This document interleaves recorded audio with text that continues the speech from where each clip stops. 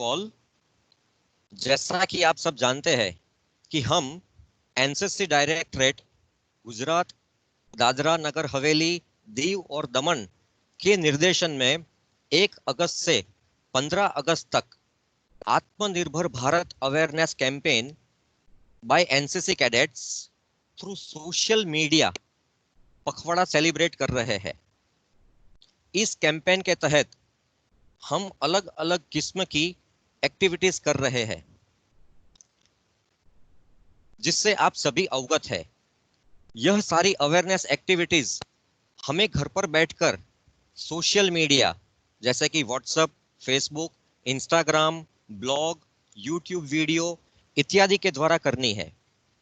जैसा कि हम जानते हैं कि पैंडेमिक कोविड-19 की वजह से पूरे विश्व पर गहरा संकट आ पड़ा है। पूरे विश्व की इकोनॉमी पर बहुत ही बुरा असर पड़ा है और इससे हमारा भारत भी अछूता नहीं है। लेकिन इस स्थिति से जल्द बाहर निकलने के लिए हमारे प्रधानमंत्री जी हमेशा से ही आत्मनिर्भर भारत पर फोकस कर रहे हैं और हमारे एनसीसी कैडेट्स भी बढ़ चढ़कर वोकल अबाउट लोकल का प्रचार प्रसार कर रहे हैं। ज्यादातर सभी कैडेट्स वोकल अबाउट लोकल की प्लेज यानी कि प्रतिज्ञा ले चुके हैं। अगर अभी भी किसी भी कैडेट को यह प्रतिज्ञा लेना बाकी है तो उसे प्लीज कंप्लीट करे और ई सर्टिफिकेट प्राप्त करे।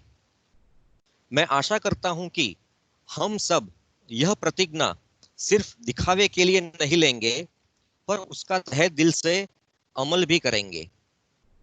जहां तक हो सके, जितना भी हो सके हम लोकल मतलब स्वदेशी चीजों का इस्तेमाल करेंगे। घर वालों को, दोस्तों को, अड़ोस पड़ोस वालों को, गली मोहल्ले वालों को भी समझाएंगे कि लोकल चीजों का इस्तेमाल करें जिसकी वजह से जल्द हमारी इकोनॉमी पटरी पर आ सके।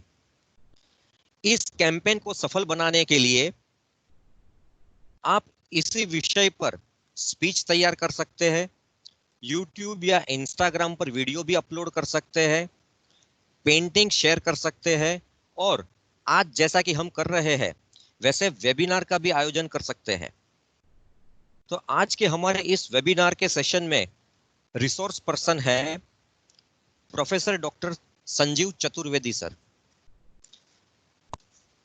डॉक्टर चतुर्वेदी सर ने ग्रेजुएशन इकोनॉमिक्स में किया है, एमबीए मार्केटिंग मैनेजमेंट में किया है, एमफिल इंटरनेशनल बिजनेस के विषय में किया है और आपने पीएचडी की पदवी strategic posture of small and medium enterprises under WTO framework के विषय में प्राप्त की है। आपने कई इंटरनेशनल कॉन्फ्रेंस में अपने पेपर प्रेजेंट किए हैं और आपके पेपर हार्वर्ड और कैम्ब्रिज यूनिवर्सिटी में भी पब्लिश हुए हैं। सर, पूरे एशिया में आप अकेले ऐसे विद्वान हैं जिनको जर्मनी जाकर इंटरनेशनल मार्केटिंग की पदवी प्राप्त करने के लिए पूर्ण स्कॉलरशिप मिली है। इसके अलावा आपने मार्केटिंग एंड एंटरप्रेन्योरशिप के सब्जेक्ट में 3 पुस्तकें भी लिखी है। डॉक्टर चतुर्वेदी सर को 18 साल का इंडस्ट्री का और 13 साल का एकेडमिक फील्ड का अनुभव मिलाकर कुल 31 साल का तजुर्बा है।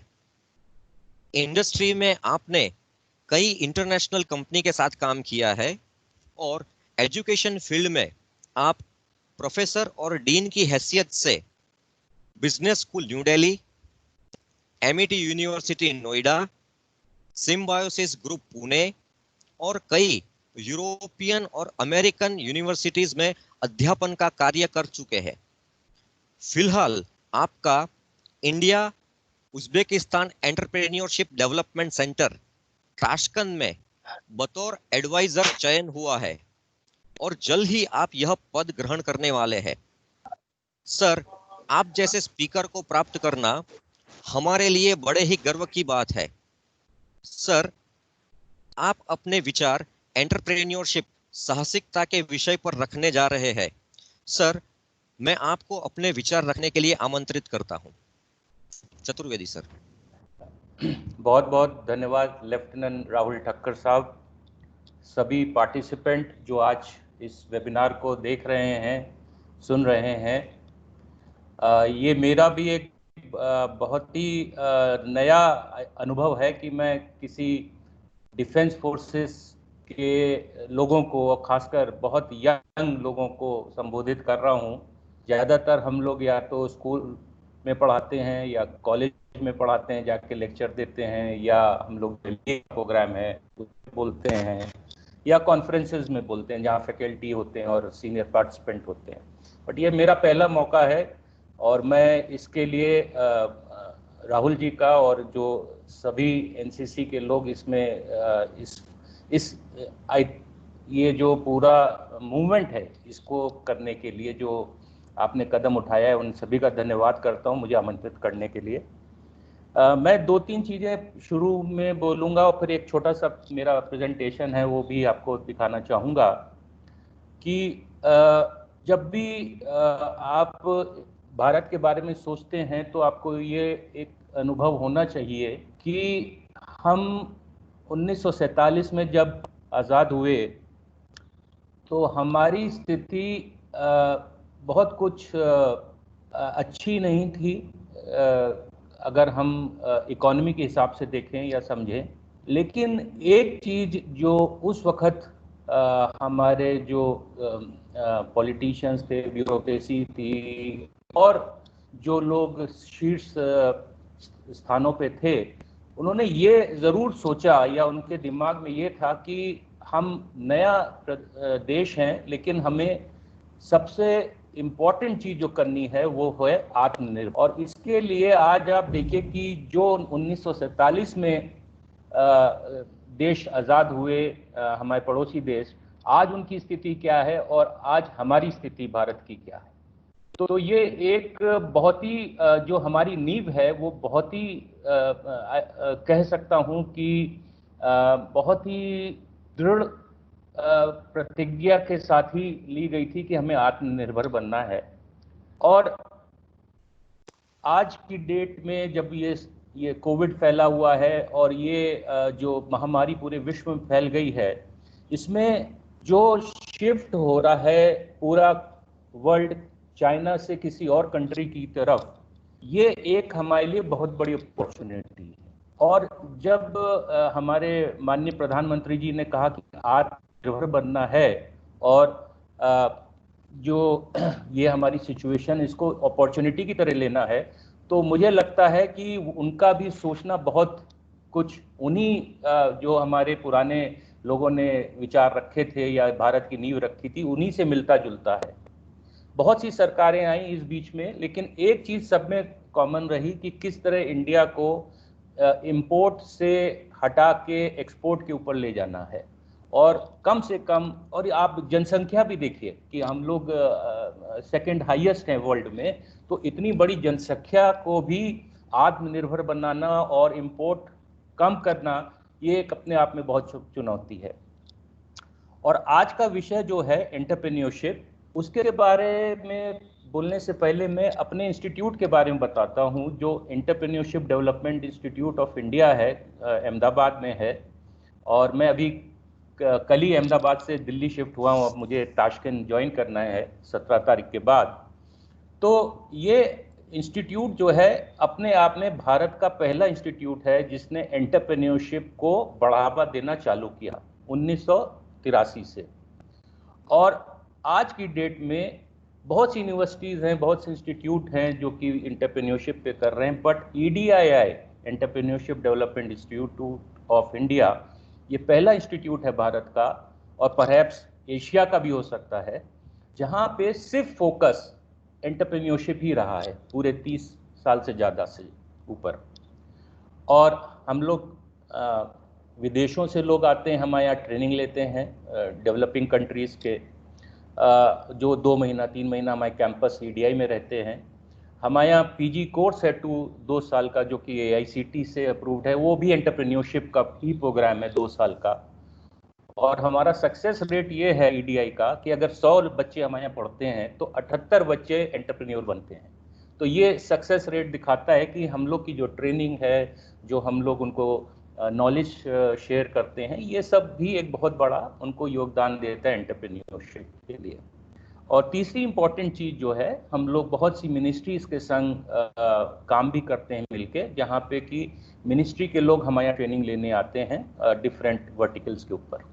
तो ये थोड़ा ईडीआई के बारे में बताना ज़रूरी था। एनसीसी के बारे में मैं क्या कहूँ, मैं खुद कैडेट रहा हूँ 7-8 साल जब मैं स्कूल में था और यूनिवर्सिटी में था। तो ये जो डिसिप्लिन का एक हम लोग के अंदर एक जो भावना रहती है, वो आई थिंक एनसीसी ने मुझे दी है, और इसीलिए हम लोग ज़्यादा थोड़ा तरक्की कर पाते हैं, जो कि लोग डिसिप्लिन में नहीं रह पाते हैं। तो ये आज बड़ा अच्छा संयोग है कि एनसीसी भी है और हमारा ईडीआई भी है, और दोनों कोलैबोरेट भी कर रहे हैं आज के सेमिनार में। और जहाँ तक मैं अपने विषय के बारे में बताऊं कि एंटरप्रेन्योरशिप आप रोज यूज़ करते हैं। आप जब सुबह उठते हैं तो आपको आपके सामने 6 काम रहते हैं, चाहे वो आपको खाना खाना हो, ब्रेकफास्ट करना हो, नहाना हो, ड्यूटी पे जाना हो, क्लास अटेंड करनी हो। तो मुझे लगता है एक ये बहुत बड़ा सा काम आपके पास रोज होता है और आप उसको बखूबी करना चाहते हैं। एंटरप्रेन्योरशिप भी उसी मॉडल पे चलता है।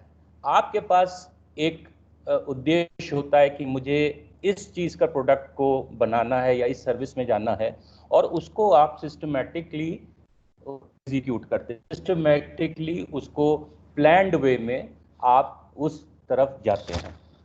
एक बहुत इंपॉर्टेंट चीज़ जो एंटरप्रेन्योरशिप की होती है कि आपको एंटरप्रेन्योर कोई बना नहीं सकता, आपको खुद बनना पड़ता है। हमने बहुत बार देखा है, हम लोग के जो स्टूडेंट होते हैं, अब तो मेरे 13-14 साल हो गए, बहुत से बच्चे जो होते हैं वो बहुत ही एफ्लुएंट फैमिली से आते हैं, रिच फैमिली से आते हैं, और उनके पास पैसे की कमी नहीं होती है, लेकिन उनके अंदर वो एंटरप्रेन्योर बनने का या नई चीज़ करने का या वो पैसे की अहमियत समझने का कमी रहती है। और आपने बहुत से अभी कॉरपोरेट देखे होंगे जहाँ 2 भाई हैं, तो एक भाई तो कल ही पता चला है कि वो 4th रिचेस्ट हो गया वर्ल्ड में, पहले 5th था, और एक भाई है जो कि लोन के हजारों करोड़ का लोन है उसके ऊपर, और बैंकर्स अब उसके हेडक्वार्टर्स को भी सील ले रहे हैं।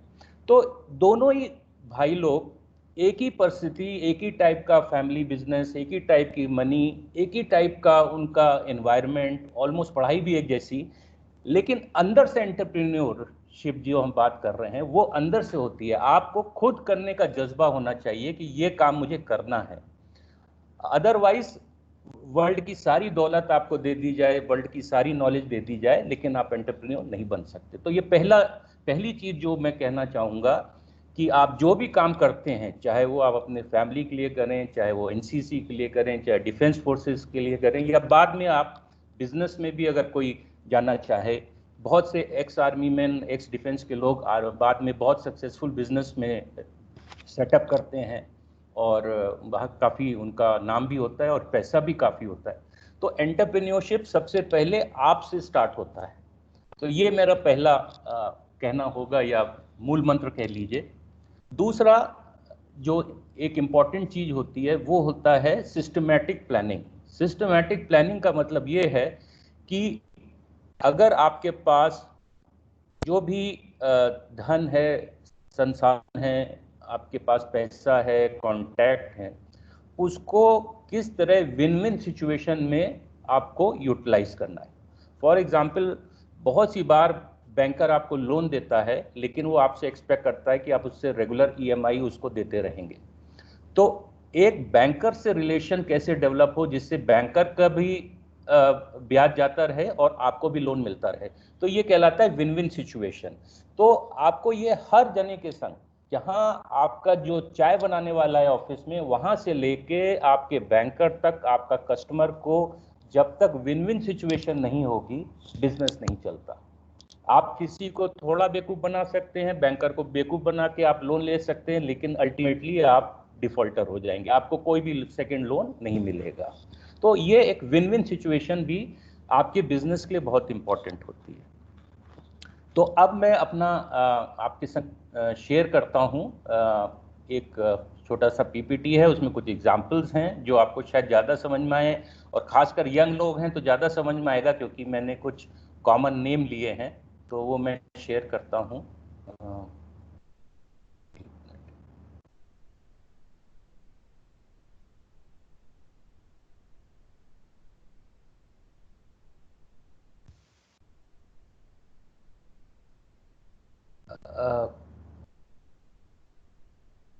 लेफ्टिनेंट साहब, ये दिखाई दे रहा है स्क्रीन बिल्कुल पे? सर, बिल्कुल सर। मैं इसको थोड़ा एनलार्ज कर देता हूँ।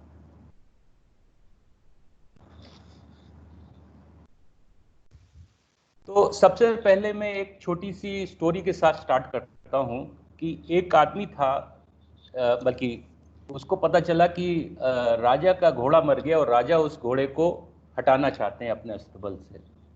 तो वो राजा के पास गया, तो राजा ने कहा कि भाई आप जो पैसा लेना चाहते हो वो आप बताओ, कितना पैसा लोगे इस घोड़े को हटाने का, क्योंकि मर गया है। तो उसने कहा साहब मैं आपसे पैसा नहीं लूंगा, मैं आपको पैसा 5,000 रुपया दूंगा। तो राजा बहुत खुश हुआ कि अरे भाई 5,000, उस मैं रुपए की बात कर रहा हूँ, बट जो भी उस वक्त मुद्रा हो। तो उन्होंने कहा अच्छा ठीक है, ये तो बहुत बढ़िया बात है। तो बोले कि बट एक ही मेरी कंडीशन है कि आप जो हैं, कभी कोई आपसे पूछे कि आपके अस्तबल में घोड़ा है, तो आप बस ये कहिएगा हाँ वो वहां पे है।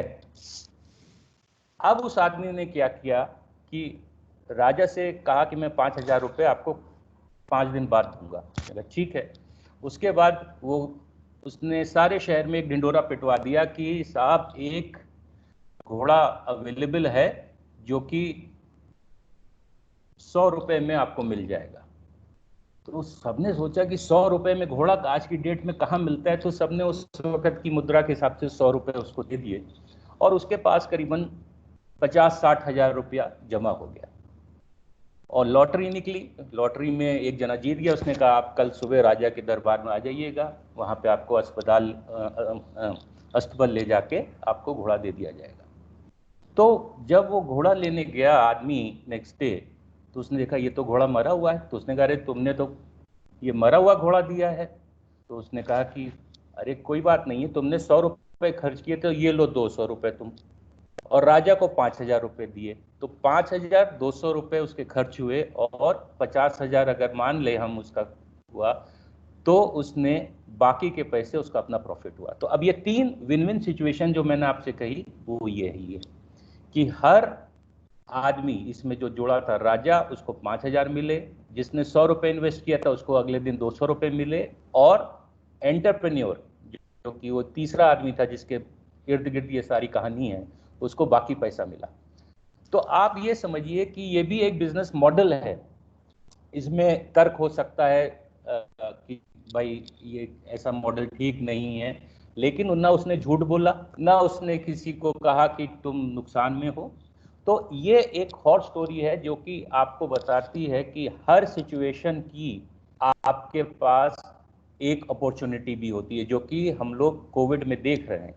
कोविड के अंदर चाइना से जो लोग शिफ्ट करना चाहते हैं, खासकर यूरोपियन कंट्रीज, जापान तो बहुत एग्रेसिव है इस मामले में। उसने तो ऑलरेडी कह दिया है कि we will invest in India, which means कि इंडिया को वो डेस्टिनेशन बना रहा है अपनी कंपनियों को शिफ्ट करने का, खासकर मैन्युफैक्चरिंग का। और अमेरिका के संग अलग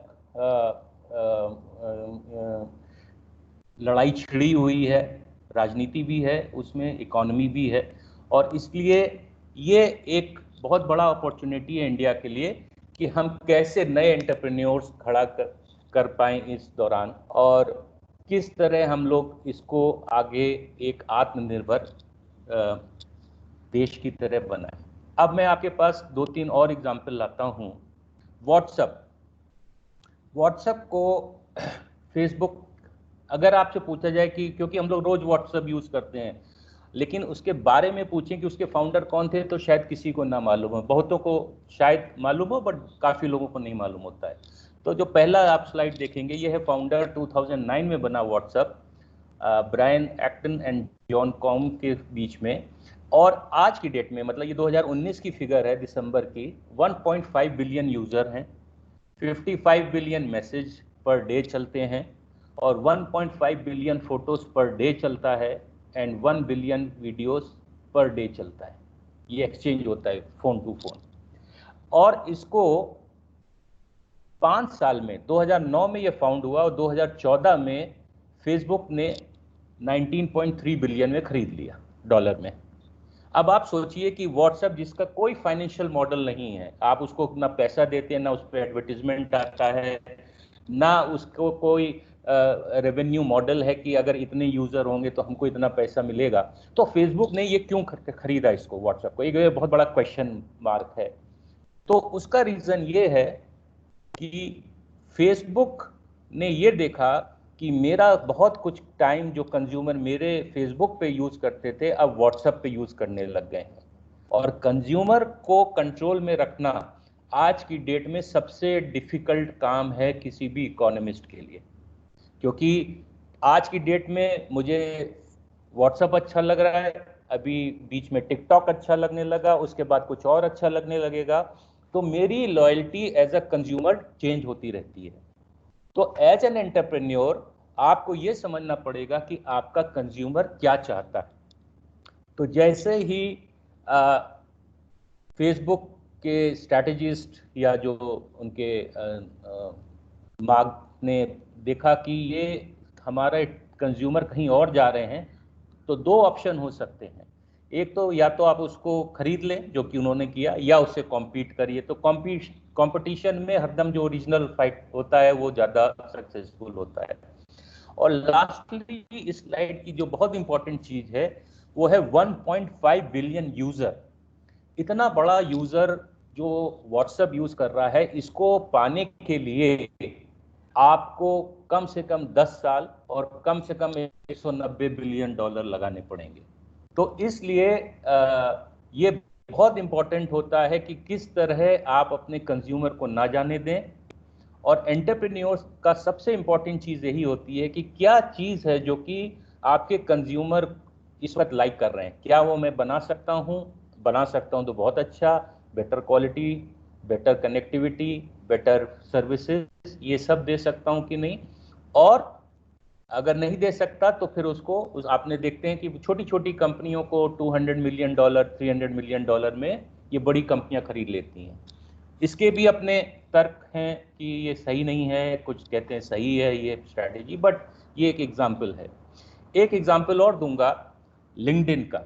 आज जितने भी प्रोफेशनल लोग हैं वो लिंक्डइन जरूर यूज करते हैं, और इनके लिए सबसे इम्पोर्टेंट चीज ये होती है कि किस तरह मैं अपना प्रोफाइल, चाहे वो बिजनेस का हो, वो यंग एंटरप्रेन्योर हो, किस तरह मैं इसको आगे यूज कर सकता हूं अपने कैरियर के लिए या अपने बिजनेस के लिए। तो लिंक्डइन का भी देखें तो लिंक्डइन का भी बहुत लोगों को शायद ना मालूम हो, 2003 में बनी थी और उसके 3 एंटरप्रेन्योर्स ने बनाई थी, लेकिन उसको 2016 में माइक्रोसॉफ्ट ने खरीद लिया। और ये भी एक अजीब सी चीज है कि लिंक्डइन जिसकी कोई माइक्रोसॉफ्ट से कंपटीशन नहीं है, क्योंकि वो कोई सॉफ्टवेयर ऐसा नहीं बनाता जो कि माइक्रोसॉफ्ट को चैलेंज करे, लेकिन माइक्रोसॉफ्ट ने लिंक्डइन को खरीदा। उसका रीजन क्या है? उसका भी रीजन सेम है जो कि व्हाट्सएप का था जब फेसबुक ने खरीदा, कि उसका कंज्यूमर भी कहीं और जा रहा है। और लिंक्डइन का जो कंज्यूमर है, अगर आप उसका प्रोफाइल देखें और माइक्रोसॉफ्ट यूजर का प्रोफाइल देखें, ऑलमोस्ट सेम है। तो एक बहुत बड़ा उसको भी ये मॉडल मिला कि अगर मैं यहाँ पे 26 बिलियन में उसने खरीदा था 2016 में, अगर मेरे को इतने यूजर मिल जाए तो ये सब मेरे माइक्रोसॉफ्ट को भी, सॉफ्टवेयर के भी ग्राहक हो सकते हैं। तो आज की डेट में 2-3 चीजें बहुत इंपॉर्टेंट होती जा रही हैं एंटरप्रेन्योर के लिए। पहली, आप अपने कंज्यूमर के संग कैसे टच में रहते हैं। सेकंड, आप अपने कंज्यूमर को कैसे बढ़ाएं, क्योंकि जितना आप बढ़ाएंगे उतना ही आपका शेयर बढ़ता है मार्केट में, और वेरी इंपॉर्टेंटली कि किस तरह आपका प्रॉफिट इंक्रीज होता है। थर्ड वेरी इंपॉर्टेंटली इसी के अंदर एक और इम्पॉर्टेंट चीज जो एंटरप्रेन्योर को सोचना होता है, क्या नई चीज मैं दूं अपने ग्राहकों को। आप देखिए कि अभी जियो मार्ट में फेसबुक आ गया, अभी सुन रहे हैं अमेजोन भी आ रहा है एयरटेल के साथ। तो जियो मार्ट एक ऐसा है जो कि जैसे ऑनलाइन आपका मार्ट होता है, जैसे बिग बास्केट है, उसमें फेसबुक को क्या करना है शेयर खरीद के, और उसकी वजह से आज मुकेश अंबानी जी जो ये इतना इन्वेस्टमेंट हुए उनके कंपनीज में, और फाउंडर्स बड़े बड़े जो इन्वॉल्व हो रहे हैं, वो फोर्थ रिचेस्ट हो गए हैं। कल ही उनका है कि फिफ्थ की जगह फोर्थ हो गए। तो ये है कंज्यूमर का डेटा। आज की बात अगर आप देखें, जियो का जब लॉन्च हुआ था तो उन्होंने फ्री किया था, लोगों की लाइन लग गई जियो का कनेक्शन लेने में, और उन्होंने हर जने ने जितने लोग थे घर में उन सबके लिए एक एक जियो का कनेक्शन ले लिया। फिर जियो ने थोड़ी सी सर्विसेज बढ़ा दी, फिर उन्होंने थोड़ा सा डेटा बढ़ा दिया, और फिर उसके बाद उसको चार्ज करना चालू कर दिया। तो आज की डेट में जियो के पास या रिलायंस के पास करोड़ों लोगों का डेटा है। जब आप कोई डेटा लेते हो आप अपनी इंफॉर्मेशन देते हैं, और ये एक बहुत बड़ी वेल्थ है एंटरप्रेन्योर की, कि मैं अपना प्रोडक्ट इतने करोड़ लोगों तक पहुंचा सकता हूं, एटलीस्ट इंफॉर्मेशन पहुंचा सकता हूं, और अगर इससे 10% लोग भी खरीद लें तो मेरा मॉडल बिलियंस में चला जाएगा। तो ये एक स्ट्रैटेजी होती है जब आप एंटरप्रेन्योर होते हैं, कि मैंने एक चीज तो बना ली, लेकिन मैं कैसे लोगों तक इसको पहुंचा पाऊं, और उसके लिए आपको डेटा बहुत इंपॉर्टेंट है। और रिलायंस के जब मुकेश अंबानी जी का लास्ट एजीएम हुआ था, उन्होंने कहा था the next God is data. जिसके पास डेटा होगा वही मार्केट को कैप्चर करेगा। तो इसीलिए लिंक्डइन को माइक्रोसॉफ्ट ने खरीदा, और समझ लीजिए करीबन 6.5 करोड़ लोग इसको यूज करते हैं लिंक्डइन को। तो ये बहुत बड़ा डेटा है किसी भी मार्केट के लिए। एक और है इंस्टाग्राम, ये बहुत कम लोग अभी इंडिया में तो अभी शायद 2-3 साल से ज़्यादा पॉपुलर हुआ है, बट वेस्टर्न कंट्रीज में ये बहुत हुआ है। इसमें भी मैं इसमें लास्ट वाले आपको एग्जांपल दूंगा विराट कोहली का, कि इसके 29 मिलियन होगा, मिलियन फॉलोअर्स हैं, 29 मिलियन फॉलोअर्स, करीबन 3 करोड़ आज की डेट में आप मान लें। और इनको हर ट्वीट का, अगर वो 2 लाइन लिखते हैं विराट कोहली की, आप मुझे से नाइकी का ये बहुत अच्छा लगता है जूता, तो उनको हर ट्वीट के ऊपर, हर सेंटेंस के ऊपर 1.25 करोड़ रुपया इंस्टाग्राम वाले देते हैं। और ये क्रिकेटर हैं, अपने फॉलोअर्स हैं जो कि वर्ल्ड में हैं। आपको जान के ये अजीब सा लगेगा कि 2 लाइन लिखने का इनको क्या है। इंस्टाग्राम का भी कोई रेवेन्यू मॉडल नहीं है। आप इंस्टाग्राम के अगर आप मेंबर बनना चाहते हैं या उसका यूटिलिटी यूज करना चाहते हैं, तो उसका कोई आपको पैसा नहीं देना होता है। आप बस फॉर्म उसके डिटेल्स भरिए और आपको इंस्टाग्राम अकाउंट हो जाता है। लेकिन ये लोग कहलाते हैं इन्फ्लुएंसर। इन्फ्लुएंसर का मतलब ये है कि जो चीज को ये एंडोर्स कर देंगे, जो चीज के बारे में ये बता देंगे, उसके फॉलोअर्स, इनके जितने फैंस हैं, वो चाहेंगे कि अगर मेरे पास पैसा है तो विराट कोहली अगर ये पहन रहे हैं, या ये चीज जूता पहनते हैं, या ये घड़ी पहनते हैं, या ये टाई पहनते हैं, तो मैं भी वही पहनूं, या ये शेरवानी पहनते हैं तो ये मैं भी पहनूं अगर मेरी शादी है या मेरी फैमिली में शादी है।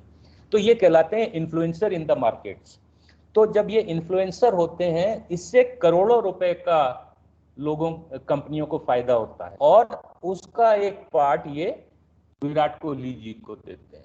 और अभी सुनने में आया जब से इनकी शादी हुई है अनुष्का शर्मा जी के संग, तो ये जब दोनों मिलते हैं तो ये मॉडल और महंगा हो जाता है। तो ये सब एक, इसलिए मैं आपको एग्जांपल दे रहा हूँ व्हाट्सएप का, लिंक्डइन का, इंस्टाग्राम का, कि ये चीजें आज की डेट में डिजिटली कनेक्ट हैं हम लोग इनसे। अगर हम लोग आज से 5 साल पहले की बात करें तो हम लोग इतना डिजिटली कनेक्टेड नहीं थे अपने लोगों से, और खासकर कोविड में, जैसे ये अभी हम लोग फेस टू फेस नहीं कर पा रहे हैं तो ऑनलाइन कर रहे हैं। ये 6 महीना पहले भी हम नहीं सोच सकते थे कि इस टाइप का कभी हम लोग वेबिनार खासकर एनसीसी के संग या डिफेंस फोर्सेस के संग हम लोग कर पाएंगे। तो ये एक सिचुएशन होती है, कैसे आप कनेक्ट रहें, कैसे आप जो भी आपकी लिमिटेशंस हैं उसके अलावा भी आप बिजनेस कर सकते हैं। तो ये कुछ एग्जाम्पल थे।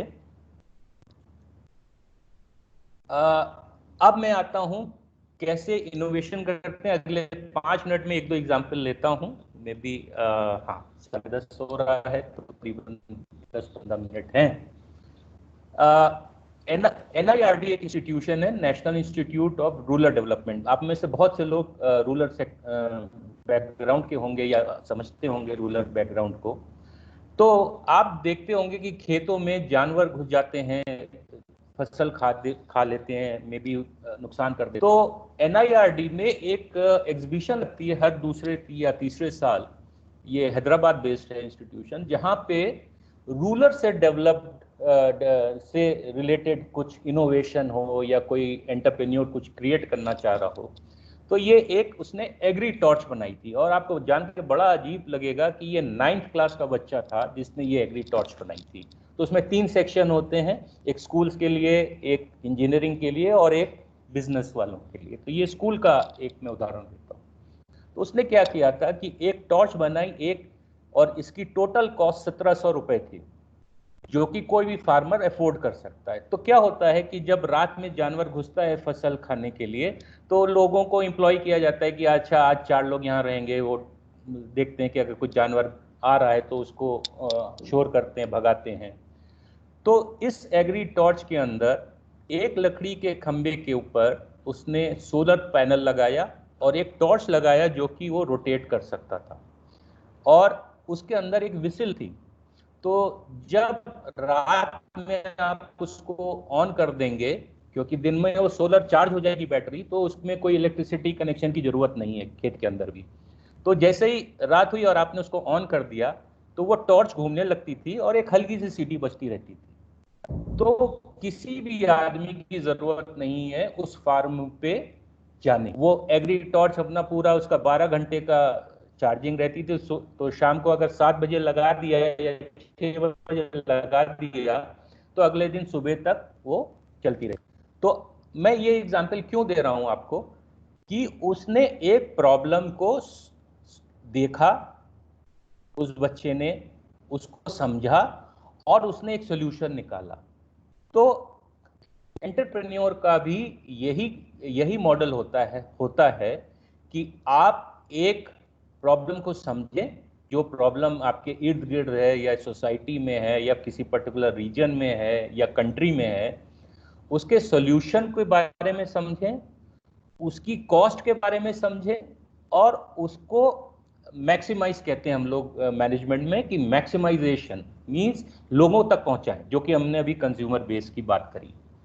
तो ये एग्री टॉर्च को इसमें हमारे वाइस प्रेसिडेंट साहब थे इसके चीफ गेस्ट, उन्होंने भी इसको बड़ा अप्रिशिएट किया और तुरंत उन्होंने NIRD के ऑफिसर्स को बोला कि इसको आप पेटेंट कराइए और इसको आप लोन दिलवा के इसका प्रोडक्शन स्टार्ट करवाइए उस बच्चे का। और वो बच्चा 9th क्लास का बच्चा है। बताइए कि ये सोच की बात है। वो उसको किसी ने बताया नहीं कि एंटरप्रेन्योर क्या होता है या कैसे आपको लोन मिल सकता है, बट ये उसके अंदर से जो बात आई कि मुझे ये प्रॉब्लम सॉल्व करनी है अपनी खेत की। तो ये एक उदाहरण है। दूसरा उदाहरण मैं दूंगा आपको रिक्शा का, जो चौथा उदाहरण है। आपने देखा होगा कि रिक्शा भी बहुत मॉडल के हैं। हर स्टेट में अपना एक डिफरेंट टाइप का रिक्शा चलता है। कहीं सीट ऊपर होती, कहीं नीचे होती, कहीं बैठ के ऑलमोस्ट बैठना पड़ता है, कहीं कंफर्टेबल है, कहीं अनकंफर्टेबल है।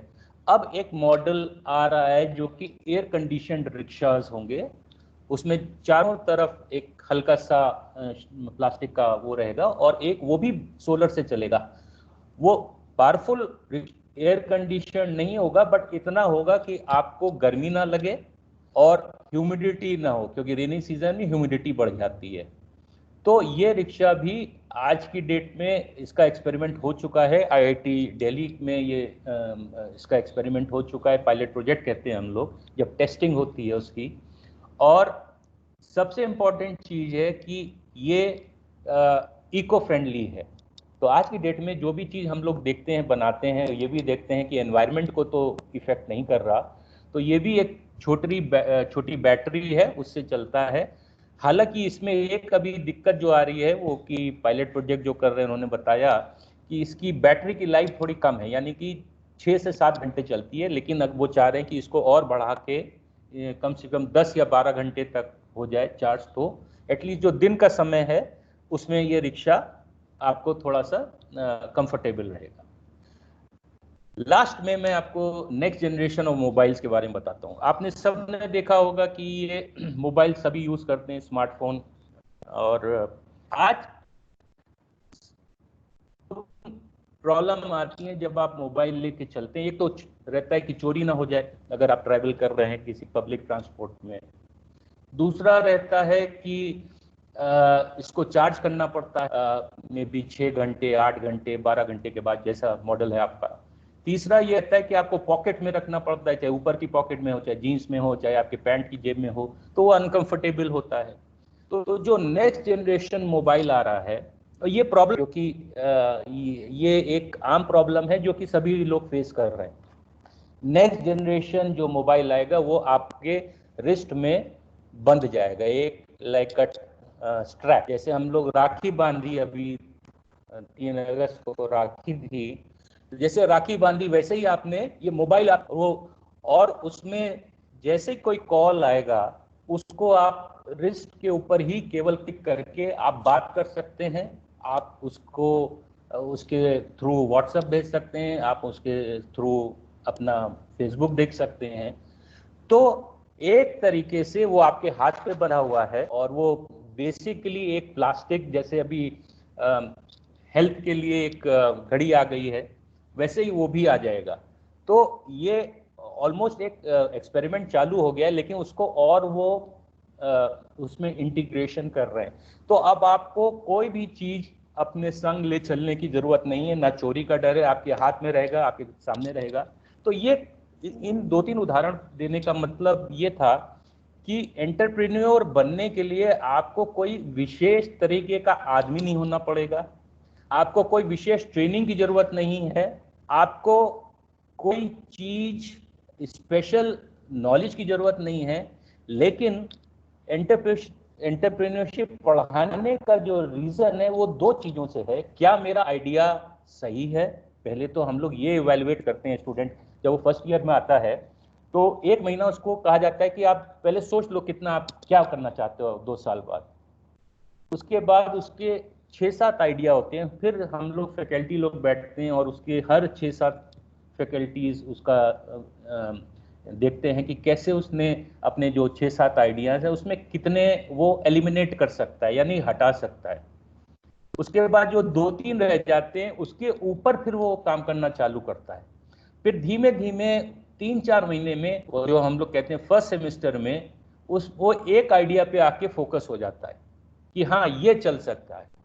तो बहुत सी बार जब यंग स्टूडेंट आते हैं ग्रेजुएशन के बाद, तो या अंडर ग्रेजुएट, बीबीए का भी एक बैच में पढ़ाता हूँ किसी और यूनिवर्सिटी में, तो इनके पास बहुत सारे आइडियाज होते हैं, बट उसमें से क्या एक बिजनेस प्लान की तरह काम कर सकता है, ये बहुत इंपॉर्टेंट है, क्योंकि ये आपके लिए इंपॉर्टेंट है कि आप उसको एक सक्सेसफुल बिजनेस मॉडल बना पाए।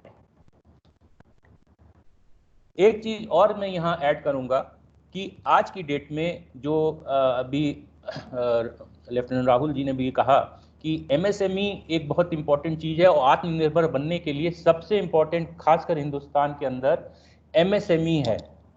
बड़ी कंपनीज के पास टेक्नोलॉजी भी होता है, पैसा भी होता है, मैन पावर भी होता है, बट एमएसएमई को सबसे ज्यादा स्ट्रगल करना पड़ता है इनिशियल फेज में। तो आपने देखा आपके यहाँ अगर कोई लोकेलिटी में सैलून है, वो भी एक एंटरप्रेन्योर है, उसने भी देखा कि ओके इस एरिया में कोई सैलून नहीं है, तो ये एक डिमांड है ऑलरेडी इस मार्केट की, तो उसने एक सैलून खोल लिया। उसको देख के किसी ने एक और सैलून खोल लिया। तो आप देखते होंगे कि एक एरिया में 2-3 सैलून हो जाते हैं, इसी तरह 2-3 रिटेल शॉप हो जाती हैं, परचून की दुकान हो जाती है। तो ये सब इसलिए होता है कि एक आपको डिमांड देखना पड़ता है अपने रीजन में, चाहे वो आपके सिटी में हो, चाहे वो आपके एरिया में हो, चाहे वो कंट्री में हो, चाहे वो ग्लोबल हो, और उसके हिसाब से आपको एक सोल्यूशन देना होता है जो कि एक बिजनेस मॉडल हो। तो इसलिए बिजनेस मॉडल की टीचिंग हमारे जैसे जो ईडीआई जैसे इंस्टीट्यूट है वहाँ की जाती है कि कैसे उसको ना आप स्टार्ट करें, बल्कि उसको एक अच्छा बिजनेस मॉडल नेक्स्ट 15 साल 20 साल तक का आप उसको बना सकें। ये थोड़ा सा बस डिफरेंस होता है। आइडिया और कमिटमेंट तो स्टूडेंट का ही होना चाहिए, या जो बनना चाहता है उसी का होना चाहिए। ये कुछ स्लाइड्स हैं, वो मैं आपको शेयर कर दूंगा बाद में।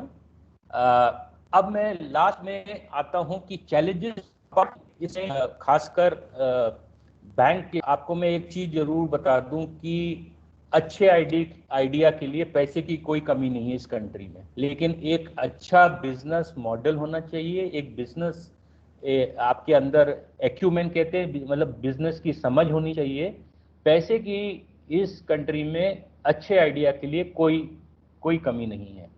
और अभी थोड़ा डिफिकल्ट टाइम चल रहा है, लेकिन फिर भी आप देखिए जितने भी फाइनेंस मिनिस्ट्री से अनाउंसमेंट हुए कोविड के टाइम में, वो सारा कुछ एमएसएमई के लिए, उद्योगों के लिए ही हुआ, चाहे वो एग्जिस्टिंग हो चाहे आने वाले समय में हो।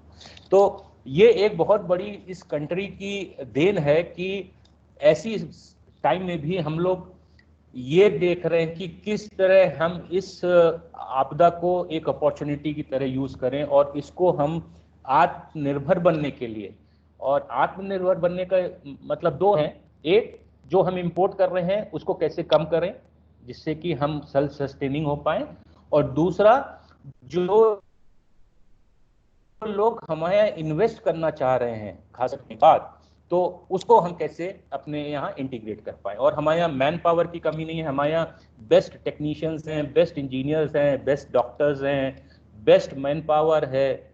थोड़ा बहुत सिस्टम को हम लोग को अपना सुधारना है, जो कि बहुत सी स्टेट अपने लेवल पे भी कर रही हैं और सेंट्रल गवर्नमेंट अपने लेवल पे भी कर रहे हैं। लेकिन इसके बावजूद कुछ चैलेंजेस आते हैं एंटरप्रेन्योर्स को, और वो चैलेंजेस क्या हैं कि हम लोग एक बजट एलोकेशन हम लोग के सबसे गलत होता है।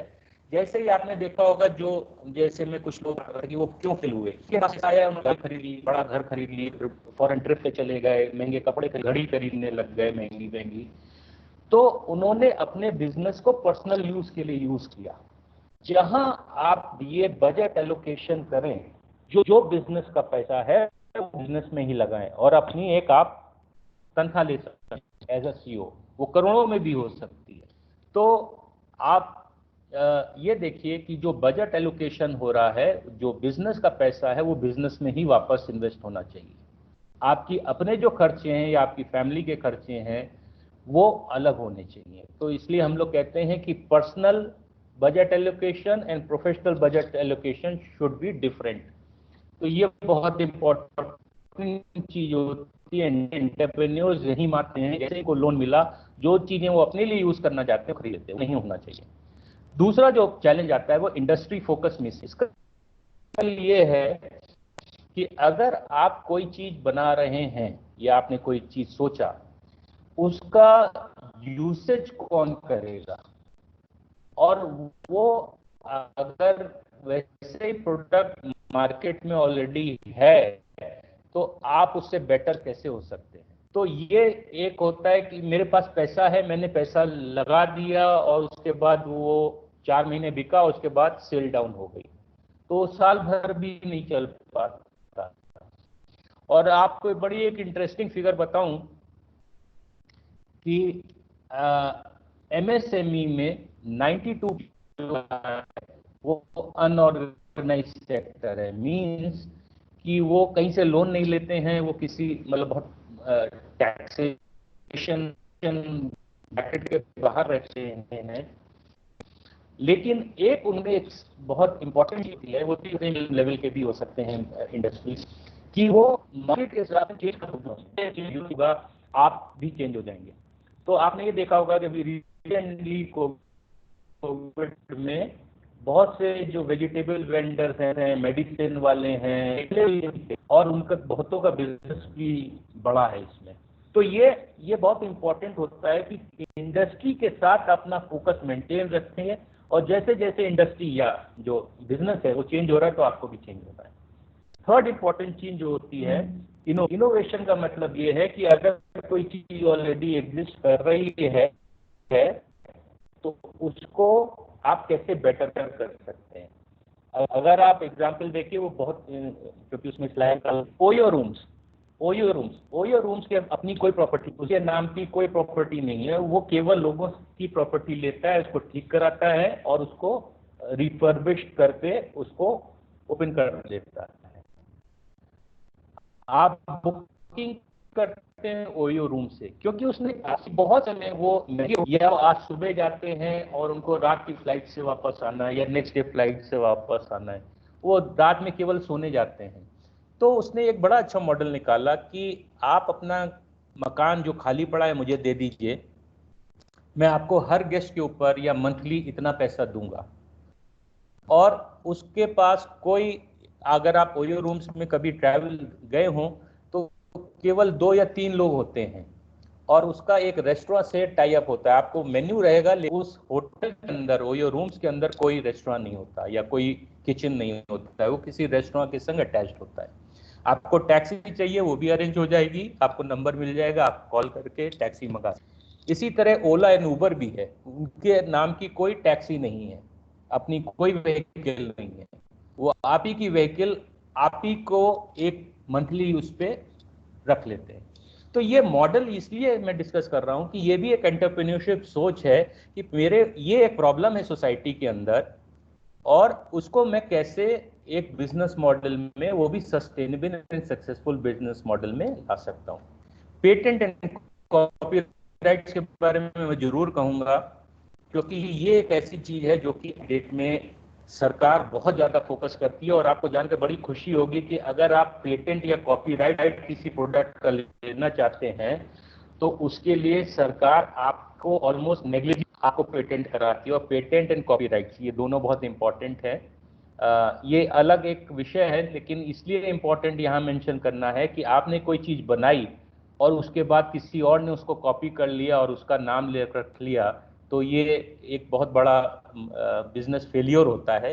तो हम लोग जब भी कहते हैं कि हमारे यहाँ से कुछ जैसे स्टूडेंट कुछ बनाते हैं, या जैसे टॉर्च की बात हमने की, तो ये एक मॉडल होता है कि आप उसको कॉपीराइट ले लीजिए, पेटेंट ले लीजिए, जिससे कि वो चीज आपके नाम पे रहे, कोई उसको कॉपी न कर पाए। और लास्टली इसमें मैं कहूंगा कि इंस्टीट्यूट के ऊपर, जैसे मैं इंस्टीट्यूशन इसलिए वर्ड यूज कर रहा हूं कि बिजनेस जब आपका सक्सेसफुल होता है तो आप रिसर्च सोच भूल जाते हैं। मैं यहाँ एग्जांपल देता हूँ, आइकिया फर्नीचर वाले हैं, जो कि एक स्वीडिश कंपनी है, अब इंडिया में भी उन्होंने हैदराबाद में खोला है। 2006 इंडिया में उन्होंने गुड़गांव में एक छोटा सा ऑफिस खोला था जो कि केवल रिसर्च करता था इंडियन कंज्यूमर के बारे में। और उसने देखा कि यहाँ पे तो हर स्टेट के अंदर फर्नीचर की डिमांड अलग अलग तरीके की होती है, कहीं बहुत लेविश होता है, कहीं बहुत सिंपल होता है, कहीं केन का फर्नीचर है, कहीं स्टील का फर्नीचर यूज हो रहा है। तो उसने करीबन 10-12 साल 2006 से 2018 तक आप कह लीजिए कि ये रिसर्च किया कि कैसे कंज्यूमर होते हैं, कैसे उनकी सोच होती है, किस मटेरियल का वो ज्यादा यूज करें, कितनी प्राइसिंग होनी चाहिए, ये भी बहुत इंपॉर्टेंट होता है मार्केट के अंदर, क्या कंज्यूमर प्राइस दे सकता है। उसके बाद 2018 में उसने हैदराबाद में पहला सेंटर खोला। अभी वो नॉर्थ में आ रहे हैं, बट समय लगेगा। तो आप 10 या 12 साल तो नहीं लगा सकते, लेकिन बिजनेस स्टार्ट करने के पहले आपको अब कॉम्पिटिटर्स के साथ, आपके जो सप्लायर्स हैं जो आपकी वैल्यू चेन में ऐड होते हैं, चाहे वो ट्रांसपोर्टेशन हो, चाहे वो स्टेशनरी वाला हो, इन सब की कॉस्टिंग करनी पड़ेगी, इन सब की आपको सर्विसेज देखनी पड़ेगी कि वो सर्विस देते रहे आने वाले समय में। और ये रिसर्च बहुत इंपॉर्टेंट होती है आपके फाइनल बिजनेस सक्सेस के लिए। तो ये थोड़ा अभी इंडिया में कमी है, बट इस पे बहुत सी जो अब नए एंटरप्रेन्योर्स आ रहे हैं, ये बहुत ज़्यादा फोकस करते हैं। वो 6 महीना, साल भर, 2 साल लगाते हैं before they launch their own product और सर्विसेज। तो ये बहुत इम्पोर्टेंट है कि आप अपने प्रोडक्ट के बारे में रिसर्च करें मार्केट के अंदर, और उसके बारे में पता करें कि और कौन कॉम्पिटिटर है और मेरा बेटर कैसे हो सकता है उस कॉम्पिटिटर से। ये मैं थोड़ा स्किप कर देता हूँ, तो मैं यहाँ एंड करूँगा क्योंकि ऑलरेडी 5-6 मिनट ऊपर ही हो गए हैं। बट अगर किसी के कोई क्वेश्चन हो, मैं स्लाइड यहाँ बंद कर देता हूँ। जी,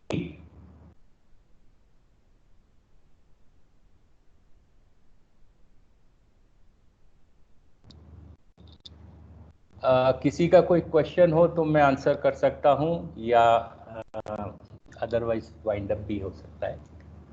लेफ्टिनेंट राहुल जी। जी सर। तो आई थिंक थोड़ा जो भी मुझे समय मिला, जो मैं बात कर सकता हूँ, बता सकता हूँ यंग लोगों को, ये मैंने शेयर किया। और मैं फिर से आपका और पूरे एनसीसी के लोगों और जो पार्टिसिपेंट हैं, इन सभी का धन्यवाद करता हूं। और डिफेंस फोर्सेस के लिए सभी, आई थिंक, देशवासियों के मन में एक बहुत सम्मान है, और आप लोग से जुड़ने में हम लोग को सम्मान मिलता है, हम तो ये कहेंगे। तो ये मेरी आज अपॉर्चुनिटी आपने दी हमको बात करने की, और खासकर यंग लोगों से, जो कि बहुत कम मौका मिल पाता है, तो ये हमारे लिए बहुत खुशी का आज दिन है। सर आपने बहुत ही सरल भाषा में बहुत अच्छे एग्जाम्पल देके, माइक्रोसॉफ्ट है, व्हाट्सएप है, जो कि यंग जनरेशन को तुरंत अच्छा लगे, तो बहुत ही सरल भाषा में अच्छे एग्जाम्पल देके एंटरप्रेन्योरशिप के बारे में समझाया। तो three Gujarat independent company, NCC Rajpipla और हमारे जो कॉलेजेस है, दोनों कॉलेजेस की तरफ से आई thank you very much sir. आपके ज्ञान का हमको जो लाभ प्राप्त हुआ है, तो उसके बदले में हम आपके बहुत शुक्रगुजार हैं। Thank you very much. Thank you and जय हिंद। जय हिंद सर। बाकी पार्टिसिपेंट्स के लिए एक इंस्ट्रक्शन है, 12 बजे हमारा दूसरा सेशन शुरू होगा, तो आप 11:55 पे लॉग इन हो जाएंगे, ठीक है? 11:55 पे आपको लॉग इन हो जाना है, ठीक है? 12 बजे हमारा दूसरा शुरू होगा session. Thank you. Thank you, Rahul. Thank you for the thank you sir. wonderful presentation of this activity. I hope we do the same performance at 12 o'clock again today. Yes sir, See you then. Definitely sir. And all candidates, I want some question to be asked to the presenter of the activity. I hope सब लोग कुछ ना कुछ सवाल तैयार करेंगे अगले वाले एक्टिविटी के लिए। Thank you. See you then.